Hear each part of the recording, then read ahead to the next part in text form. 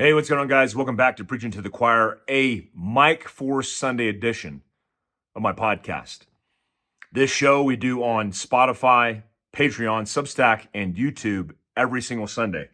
Eventually, I'll break it out, but for right now, this is where it lives. This show is about me talking about things I'm going through each week, which is always something. That's kind of how life is. And I hope to give you perspective on how I've overcome challenges and may have failed by being more vulnerable and more open about what I'm going through. Last week was no exception. It was difficult, but it was different. What I'm going to talk to you guys about is something I'm very uncomfortable talking about. But I know as a advocate of these type of things, also as somebody who believes that veterans are suffering, especially GWAT veterans, including my peers that saw the brunt of sustained combat for the last 2 decades. They're suffering. Now, this subject matter is different because it involves psilocybin. And I will tell you from personal experience, I didn't really understand cannabinoids, psilocybin, and all these alternative solutions for many options that existed to manage or deal with trauma, loss of purpose, traumatic brain injury. I mean, the list goes on and on. So profoundly, I have been involved in veteran advocacy since I got out of the military in 2016. I've been asked by nonprofits, institutions, and people to advocate for their specific mission. In one case, I had a 501c3 fly me out to, I won't even name the state because you'll pinpoint it, this rural place where they offered a hunting experience. And also, like a retreat, an opportunity to build tribe, brotherhood. Well, I did that, and they gave me 3 deer tags. I killed the 3 deer, harvested the 3 deer in about a minute because it was a tree stand. And we know that that's not really hunting. I mean, that's hanging out until food presents itself, which is okay, still harvesting.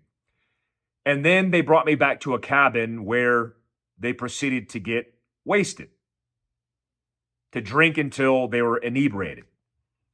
I am not a big drinker, never have been, and I thought it was a complete waste of time. Also, I thought, as a former Special Forces Sergeant Major who has a duty and responsibility to take care of the men and women of the military, I felt obligated to tell them the truth, that this was a shit show and what they were doing was wrong.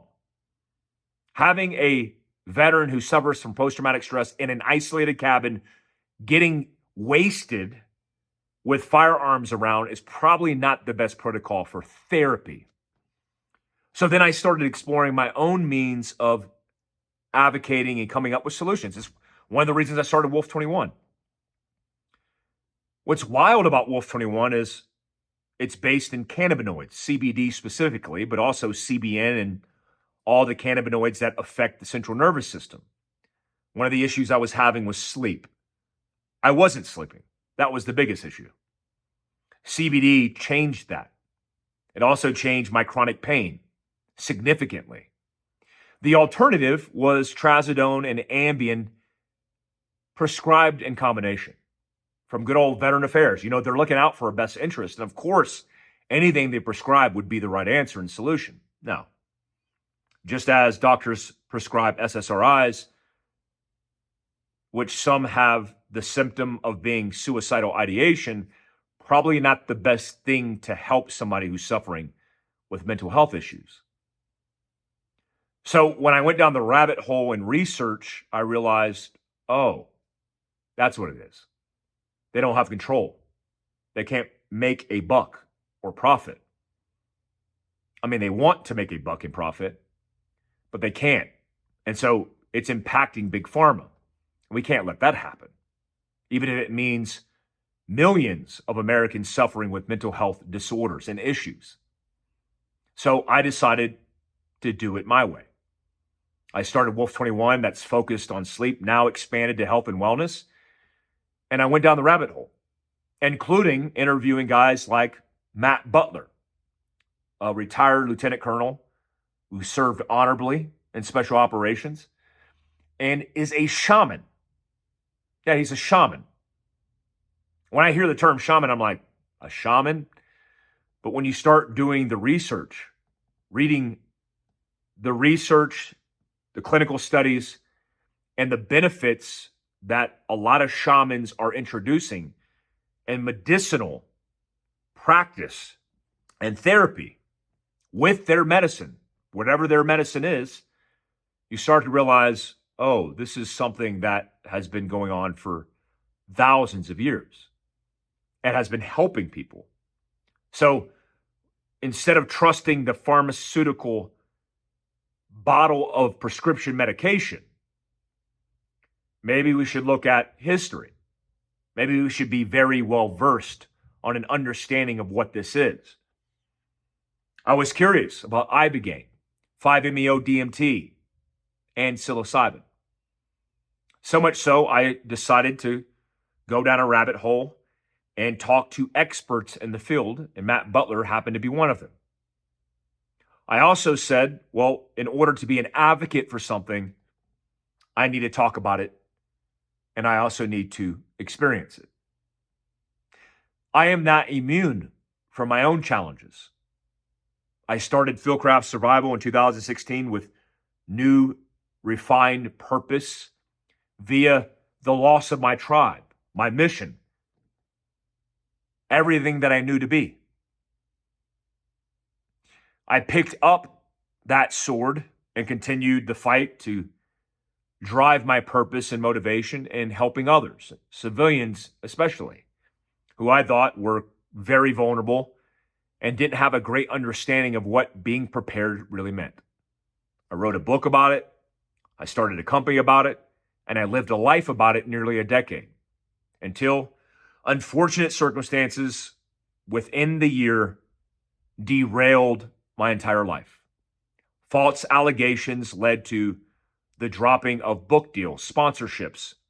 Every business that I have worked so hard to build fell and crumbled right in front of my eyes.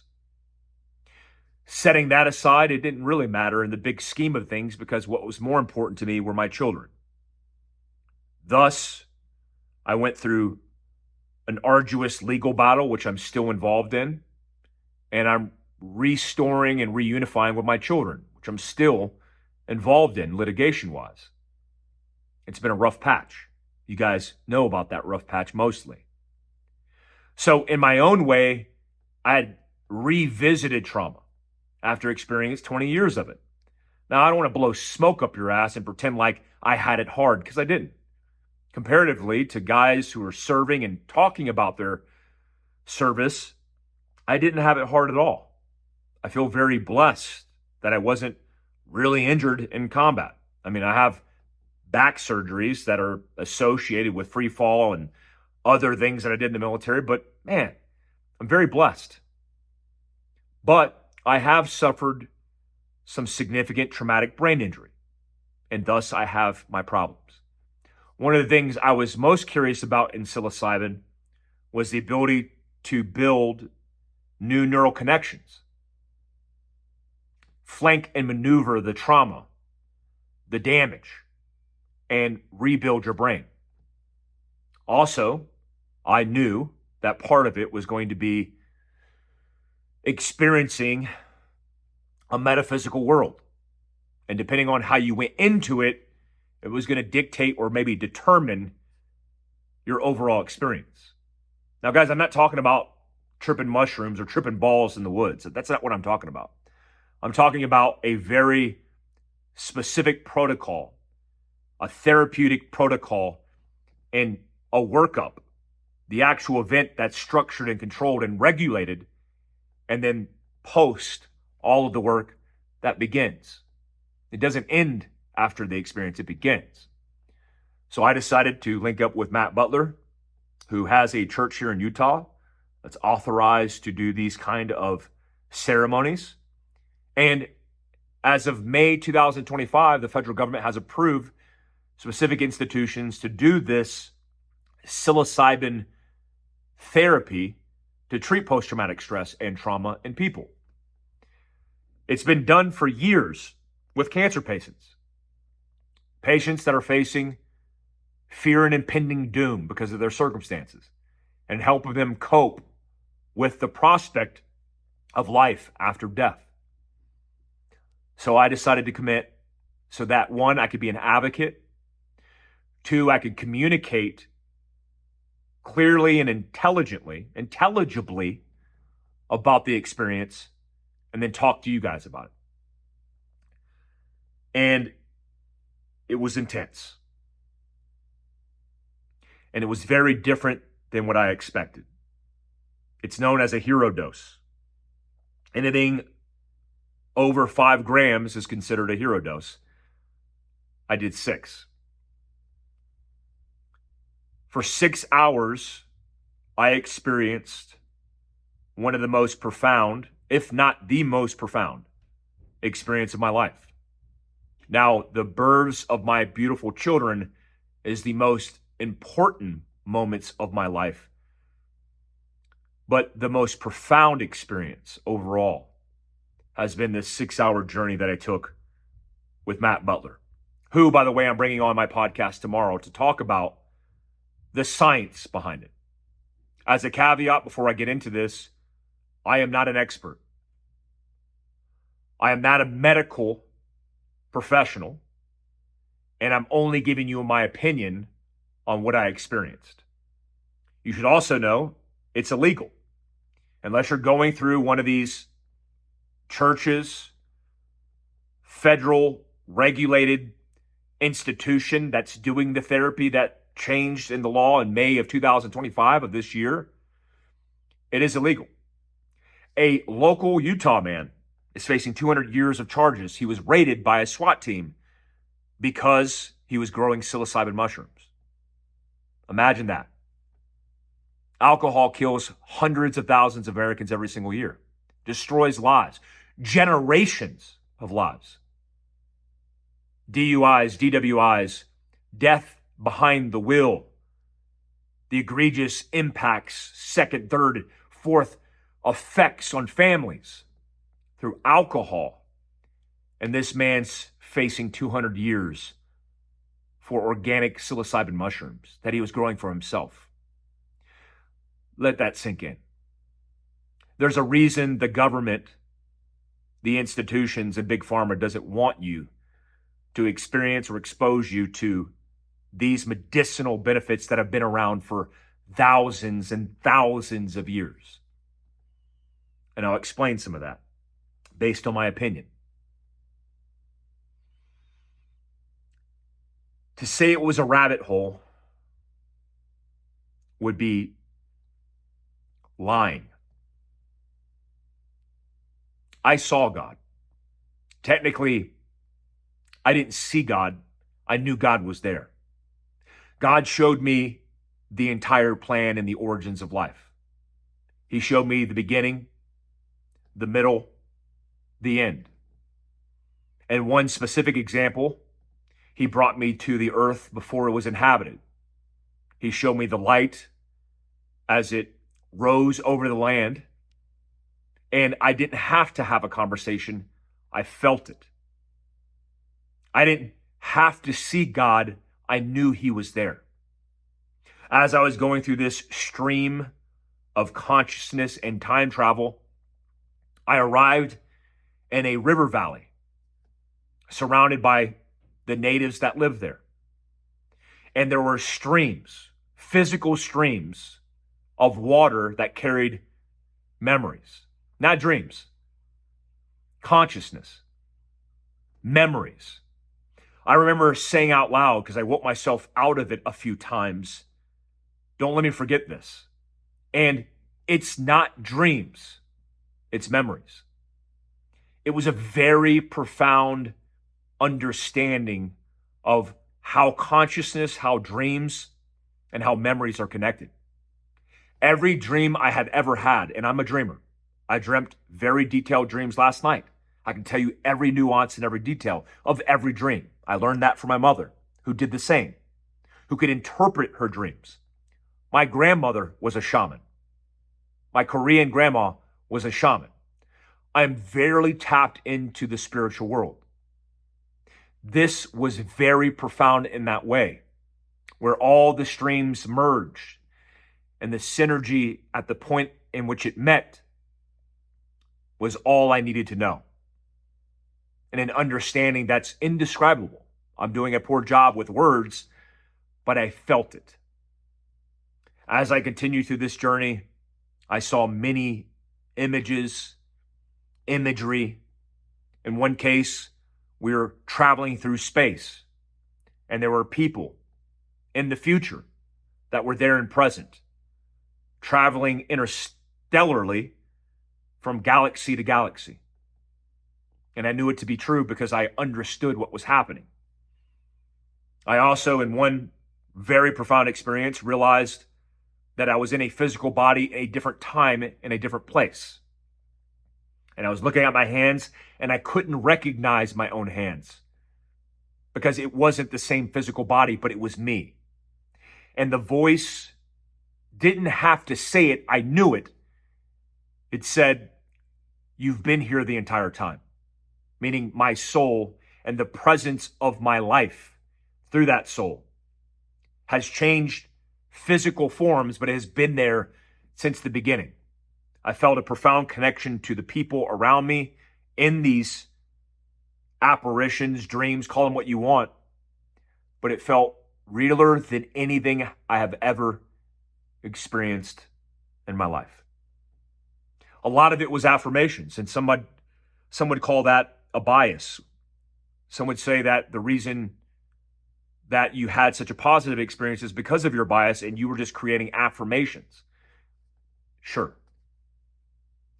What I know to be true is God is everything. He is the light. He is the earth. He is the breath. And I didn't have to confirm that. I knew it to be true. At one point, light shined over a mountain, a beam of light through my body, and I felt the energy, and it rose me to my feet and allowed me to travel through this experience and to get everything that I took in. Some of that I'll talk about on the podcast with Matt. But one of the most impactful understandings of what this does is it creates a greater understanding of the afterlife. That this in the physical form is only temporary and only part of your entire life journey.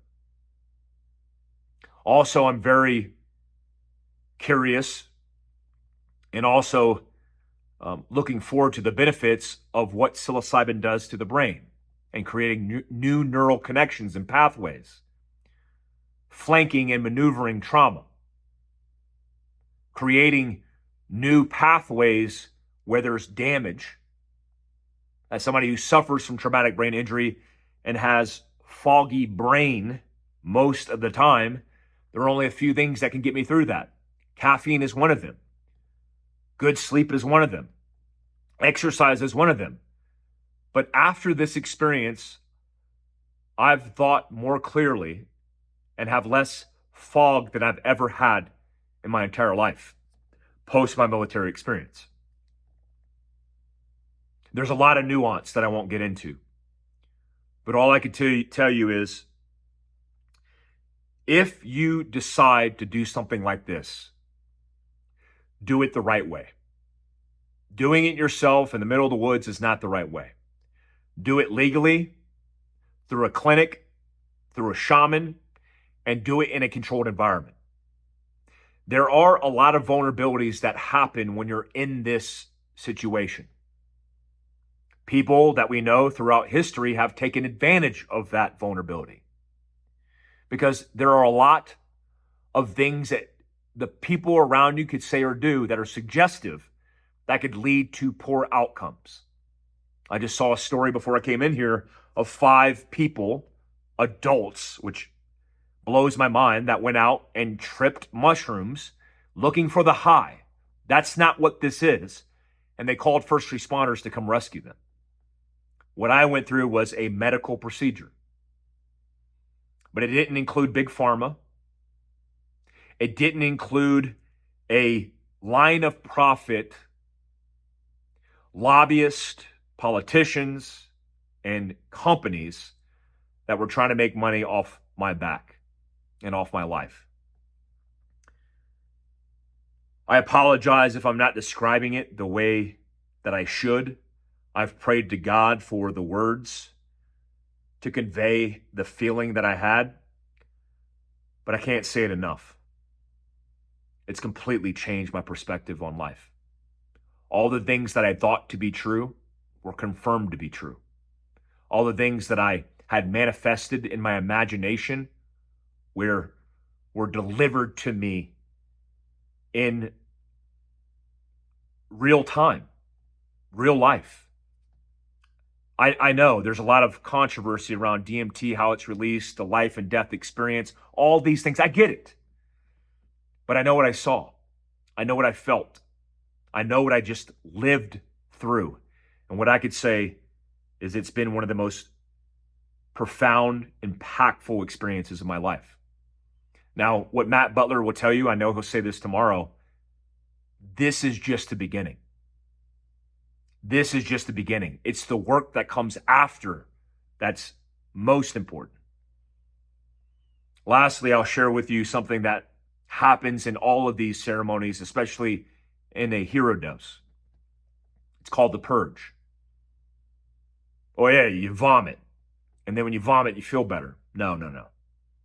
When you purge, something in you changes. I've heard this before. I've kind of taken it with a grain of salt. But when I experienced it, it made all the sense in the world.